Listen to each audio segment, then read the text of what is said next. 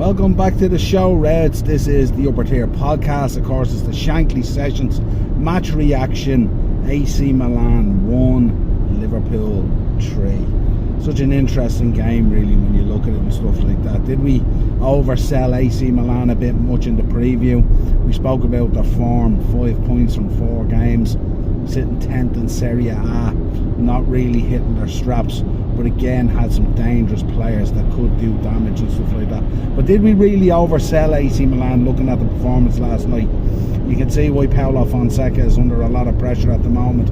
We've seen at the end of the game as well, the Ultras giving the team an absolute dressing down to allow Liverpool, the old rivals, to rock up to the San Siro and not only win, but it was the manner of the win as well. For large portions of the game, right after they had scored, we literally dominated the game from there. A couple of chances for Milan, nothing amazing. I know they hit the post at the end there, Tammy Abraham I think it was, but other than that, very, very little. The drop off from some of the players has been huge. You looked at Rafael Leao, who should have been the danger man last night, really didn't cause a huge amount of danger. Wasn't really in the game much, was taken out of the game a lot.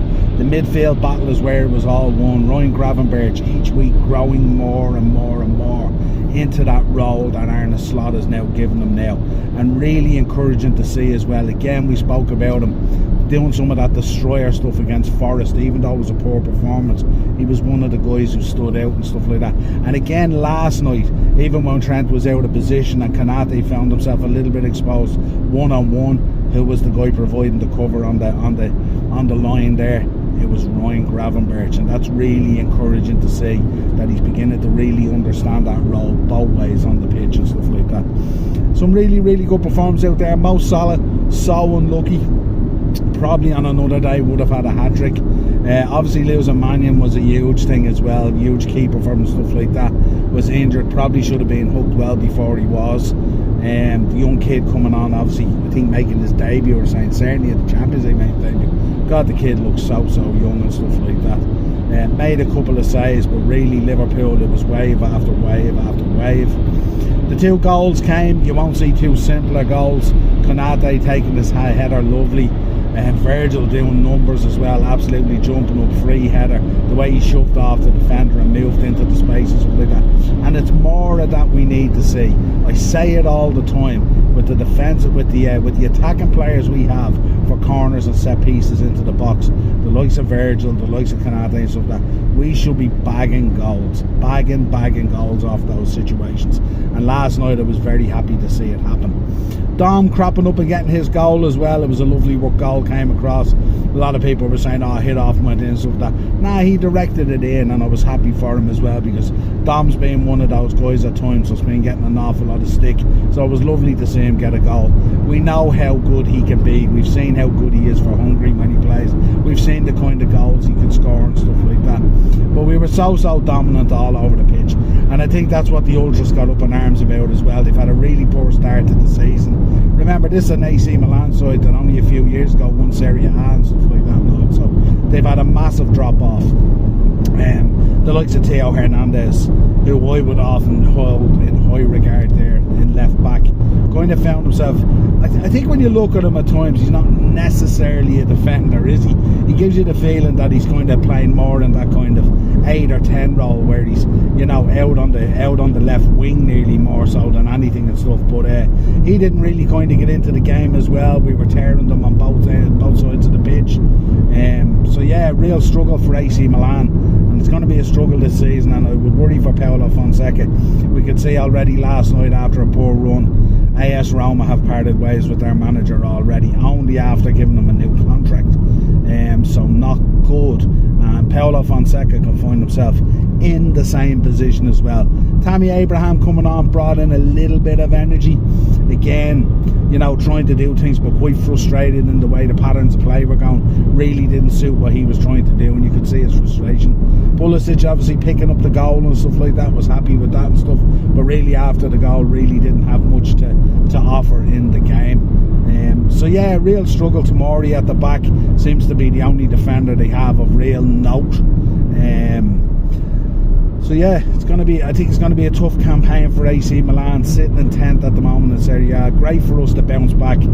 It just makes, when you see that kind of situation, it just makes Saturday's game just so much more frustrating when you can see how the game played out last night. Now, looking at the game last night, whereas we played well and we moved the ball around and all, and you know, we were really, really sharp. Our movement on the counter attack as well was excellent as well. Jota unlucky as well, just missed firing and stuff like that. Could have had a goal or two as well. So a lot of the front boys could have scored goals. Darwin came on, yeah, disrupting play a little bit and doing some of the stuff you expect from the front line. I know Spider spoke about it last night when I commented on it and stuff like that, but I think Darwin Núñez on the pitch needs to offer us so much more. He just looks uninterested at the moment. Now, in fairness, when we did score the goal, you could see his celebration when he was doing some warm-ups as a sub and stuff like that, which means he's still in there in the group. He's not totally detached, if you like. But when he comes on, I seen him last night. At times he wasn't even challenging for balls that were going in. He looked a little bit weak, stuff like that. Didn't really look like he was disinterested and stuff like that, you know what I mean? And this is a big season for Darwin Núñez. When he gets his opportunities like that to come on and all, he has to be shown the gaff or something if he wants to hopefully get a starting berth and stuff like that, you know. We listened to Slot after the game as well. He was talking about, they made the point on Amazon Prime. I have to say the coverage was really good as well, really enjoyed it.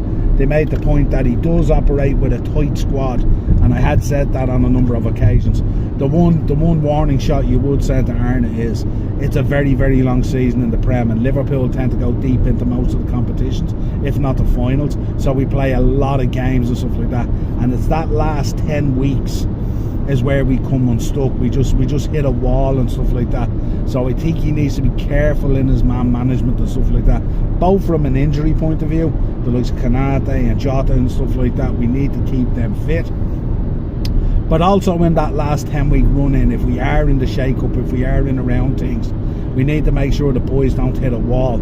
And the one thing I hope he would have noticed from previous seasons, like last season, is when we hit a wall, it's not very easy to bring the guys back, because mentally they've hit a wall as much as physically.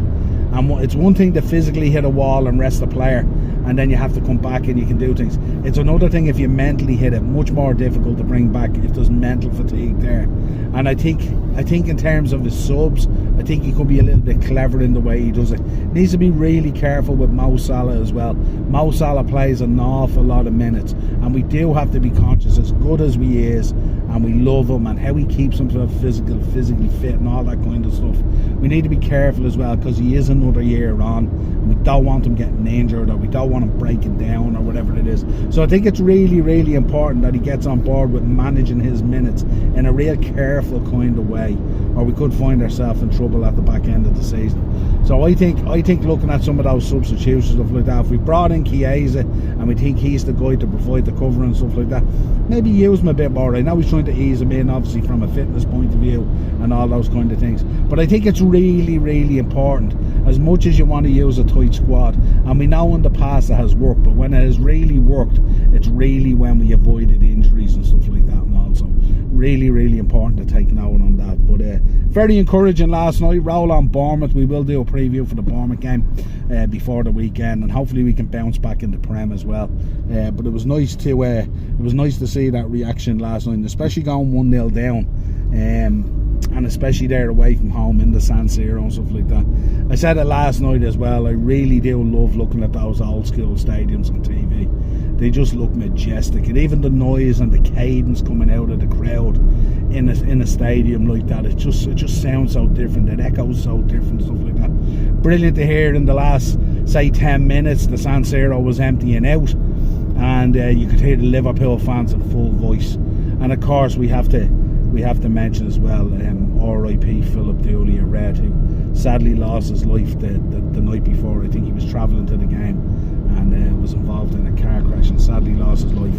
And it was nice to see that little tribute to him in the seats that he was involved in. Both teams laying flowers there and stuff like that and all. Very, very sad. Really, really sad when you lose your life when you're travelling to support your team and stuff like that and all, you know what I mean? It's tough. So our thoughts and prayers go out to the Dooley family. really, really sad. I can't imagine what they're going through at the moment. I'm sure football is the least of their worries at the moment and stuff like that. But yeah, another red gone, and look, all we can say is, look, you'll never walk alone, pal. We'll always be thinking about you and stuff like that. So RIP Philip Dooley. Thoughts and prayers out to the Dooley family and all his friends and extended friends, and the extended Liverpool family as well, who always feels the impact of these situations. So like I said, folks, we'll leave it at that. Milan not too happy. The Rossoneri in difficulty at the moment, and the Ultras sticking it to their team at the moment. Liverpool bounced back from a poor performance on Saturday. Great seat in the Champions League. Something special about Liverpool away on Champions League nights in these stadiums. That music hits and stuff like that just gives them a lift. And once we got our first goal to make it 1-1, there was no looking back. Folks, enjoy the rest of your day. Talk to you again real soon. If you could subscribe to the channel, hit the bell notification button, drop a like on the video, share the content, all that good stuff, and let's grow it out there. It's been another drive time match reaction. AC Milan 1, Liverpool 3. Roll on Saturday. Let's go Reds.